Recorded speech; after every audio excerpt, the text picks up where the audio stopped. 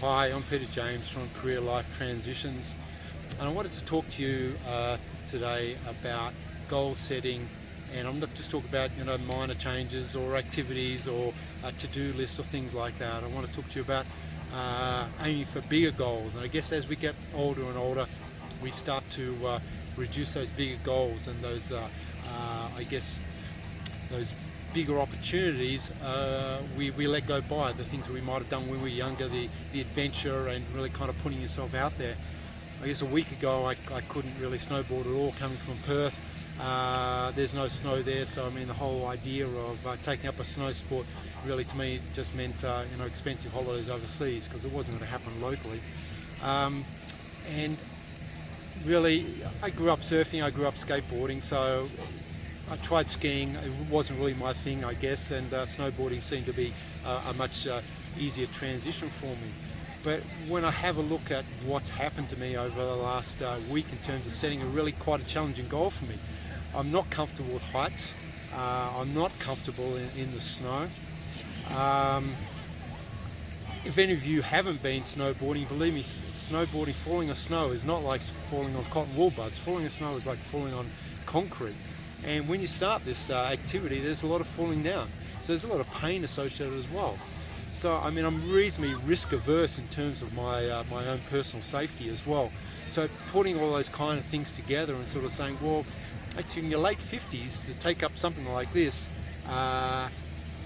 could be a challenge. And if I have a look at how I've transformed over, I guess what's really seen me through is just that dogged determination to keep going despite the injuries, the falling on my butt multiple times and what have you, and started to watch the transformation in myself, starting off with getting lessons so that I really knew the basics. I didn't just try, well, I guess I did a couple for a little while, but I didn't spend a lot of time trying to figure it out for myself, because I don't know the environment, I don't know what's going on.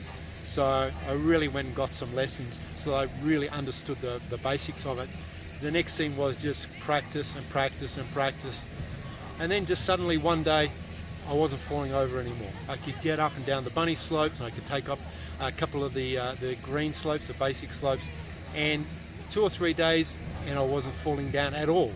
And that was a really boost to my confidence. And having a coach, having a Dinah along to coach me and talk me through things and make those corrections, make those suggestions, see what I was doing was really, really important for me. Now, going through this, as I say, coming down, you start to move faster and faster. Your body is now starting to react, and that continuous practice, and we never missed a day. We keep on coming up day after day after day just to reinforce some real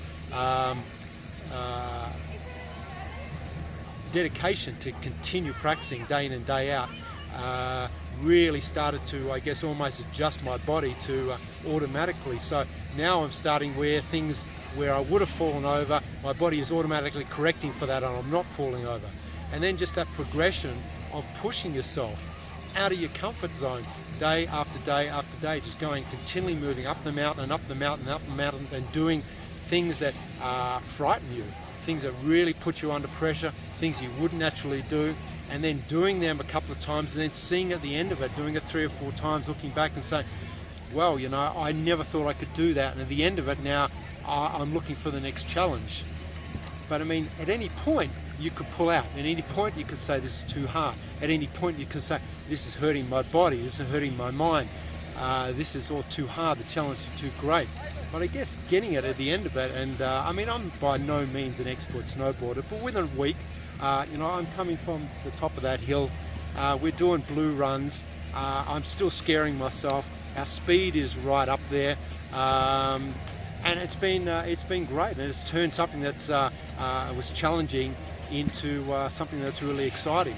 And I have a look at people around their 50s and what have you, and the challenges they're turning away from as being too hard, or not setting themselves big enough challenges, or even putting themselves in that situation where they're right out of their comfort zone, and just indulging in that for a little while, and trying to thrive on that and seeing what more and how further they can push themselves.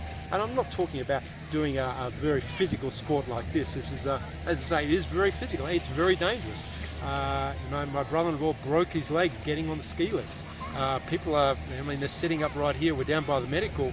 They're setting up to go pick up someone off the mountain right now, and there's a medevac helicopter sitting right there. This is not a safe sport. This is a dangerous sport. So I'm not even talking about that. But I mean, a couple of years ago, I took up banjo, and now I play in a band in front of a number of people. Now, those kind of things, they are mental challenges, and they're great. They're great for your own continued growth. There's no reason why at any stage in your life you should be saying, right, well, that's it now, I'm just cruising in. I need to minimize my risk. I need to pull everything back in. I'm really telling you, get out there and have some fun with it. Get out there and challenge yourself, and get out there and get out of your comfort zone and see what you can achieve, because there's amazing things to be done out there. So this is Peter James. I'm at the Remarkables at Queenstown. I'm pretty happy with the day's snowboarding. We're heading home now. Best of luck to you, and I'll talk to you soon. Bye.